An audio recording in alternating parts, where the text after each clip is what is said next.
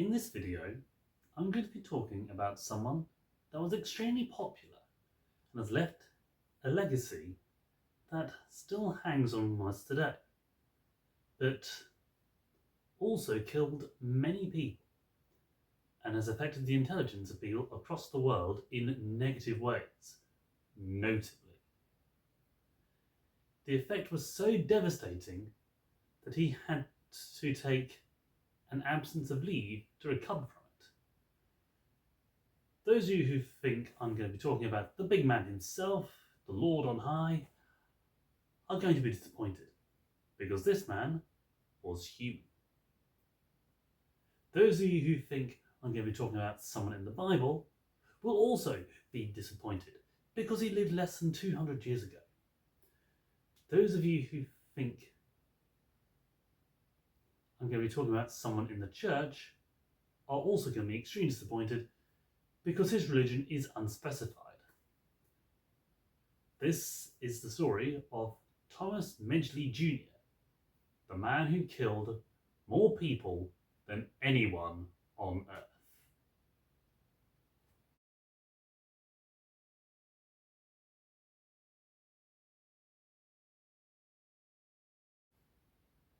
Okay, I'll hold my hands up and say I don't actually think he killed more people than anyone else on the planet.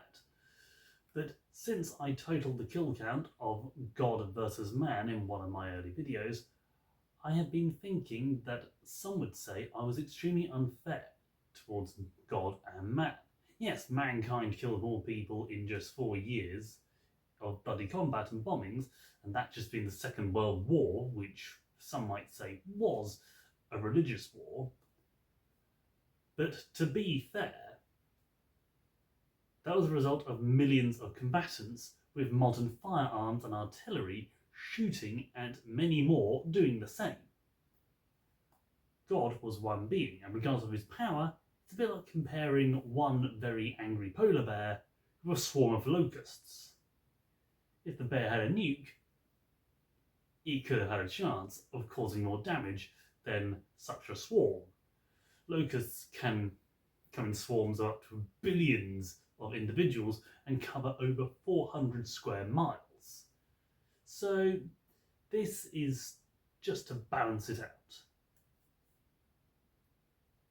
Though, to be fair, it's not very good anyway. However, my searches on YouTube, I came across a video by Veritasium, a brilliant science communicator and someone I always recommend you watching. He mentioned in the title, the man who accidentally killed the most people in history. This person was Thomas Medgley Jr. He worked as a chemical engineer, and he became most famous for fixing a problem with the knocking of early high-performance engines in modern vehicles of the day. This was the 1920s.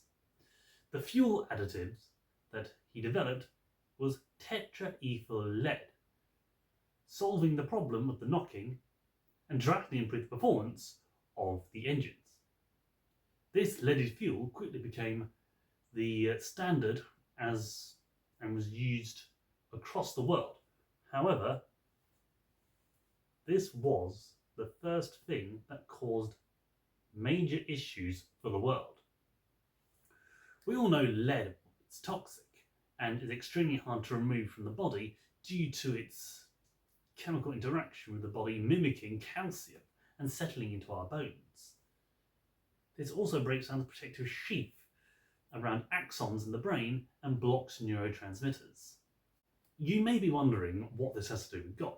Well, a YouTuber by the name of The Friendly Atheist presented a video entitled How Deadly is God?, where he pointed out how many people God killed according to the Bible.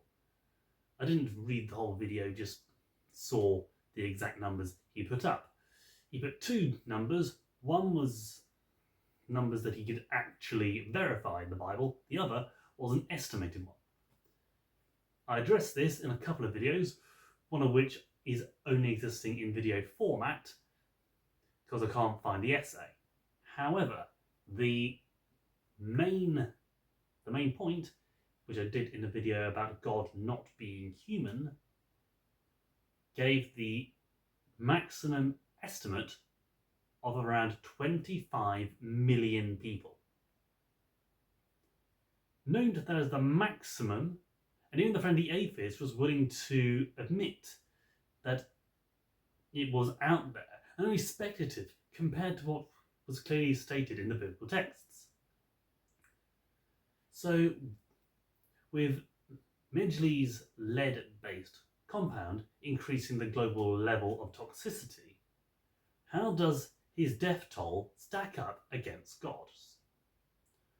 Well, due to one of lead's lesser known effects being the hardening of arteries, which can lead to cardiovascular diseases, this is harder to estimate. But one study suggested that it led to 256,000 deaths a year, which, assuming a consistent rate over the past century, puts the estimate at 25 million deaths in the US alone. Globally, maybe 100 million. Many people will say that they use the word accident in the title of the video, and this would imply that he didn't know about the effects of lead on public health. In fact, it was well known that lead was highly toxic, even in microdoses, over 100 years before Medgley's time, and was a major concern. Many people in the ethyl plant where they made this miracle fuel felt ill with lead poisoning. Children's blood lead levels around the 1960s had a disturbing correlation with the crime rates that occurred roughly 20 years later. And it had been reported that child development and school dropout rates had been correlated in the same manner, effectively making the world less intelligent to the sum of 800 million IQ points. The worst part, in my opinion, was that it wasn't as if it was the only solution to the problem. And they couldn't have known better, since it was noted that ethanol was just as effective in sorting out the engine knocking and was much less hazardous. However, the one thing that people get very confused about when it comes to modern Christians was the undoing in this instance: money. Ethanol needed a higher concentration in the fuel mixture, which wasn't going to be overly cheap and hard to make a profit on. Tellurium was another alternative, but was rather noxious and would have been hard to sell to people. In short, profit was the driving force behind the rise of leaded fuel, and they had to actively hide any mention of lead in the initial advertisements, and Medgley himself had to publicly expose himself to this compound to claim it was harmless, only to spend a long trip to Florida in order to recover from his talk and the effects of the lead poisoning. Just that brief time was all he needed to fall ill. Not only did Medgley contribute to this by introducing this lead-based substance to the atmosphere, but he also helped create an additional problem higher in the atmosphere. He also worked on the new generation of refrigerators and improved on the coolant systems used, which originally were either toxic or highly flammable. He and his team synthesized dichlorofluoromethane, a chlorofluorocarbon, or CFC, dubbed Freon. CFCs, anyone who's studied air pollution, are the chemicals responsible for the depletion of Earth's ozone layer, and are far more effective greenhouse gases than CO2. Whilst the Montreal Protocol has phased out the use of CFCs, its effect on the Earth's ozone layer is still yet to heal completely. Ironically, he later died in one of his own inventions, a mechanical bed he used to give himself more support after contracting polio, and later getting strangled by one of the ropes used to control it. However, it took nearly 200 years for leaded fuel to get phased out completely across the world, and lead levels are still significantly higher than they have been for much of the planet's history.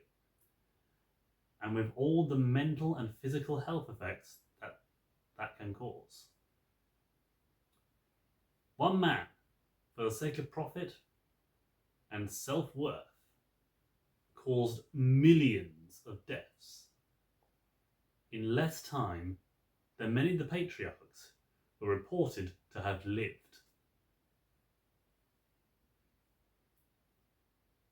That is so much more than God killed in the 4,500 years allowed by the biblical timeline. The irony is, it was all for profit when God said that the love for money is the root of sin. That isn't lost on me. You may say that God killed for personal glory and for petty reasons, but you look at the majority of the reasons given by the Bible for the deaths of the people in the Bible, either directly by God or because of God's people, more often than not, those who were killed weren't exactly nice people. The term wicked was thrown around a great deal in the Old Testament, but its meaning has dulled massively in the common vernacular, even becoming a positive term in modern slang. This happens with some terms, like the C word. In some parts of Western Australia and even parts of Scotland, it can be used to mean mate, whilst mate has taken on the same original meaning of the C word. Knowing this can be the difference between getting your directions to the next servo or being punched in the face. Always worthwhile to bear in mind. I always enjoy the irony of this because not only did Medgley affect the lifespan of people across the world, but also their intelligence and the crime rates that resulted from that. So, realistically, whilst many atheists will try and blame religion or even God, if they even want to accept him, as a factor for all of these things, you could easily put a finger on history and point out where it went wrong, and it went wrong with Medgley. Personally, I think this is due to the sheer lack of comprehension of the true meaning of omniscience. It's harder to understand that God sees far more than we can imagine. Mentioning free will instantly opens up the possibility of potential futures and alternative paths where things could have been done differently, very differently. If God put us on this particular line of history and it's not particularly good, I always think, what could the alternative be? I know it isn't going to wash with people doubting this, but that's because we don't realise how bad some alternatives could be until something huge happens that we may have been involved in if we had chosen differently. This is going off topic, so I'll sum up. We may not know why God killed so many people according to the biblical accounts and the speculation of biblical naysayers, but since their best estimate is outstripped by one man who merely wants to make a bit of cash. And we are still mopping up the mess from over 100 years later, I think my point is made here. Mankind can cause far, far more damage in the name of personal gain than God has in the name of love for us. So remember that, my friends. Stay humble, stay safe, and God be with you.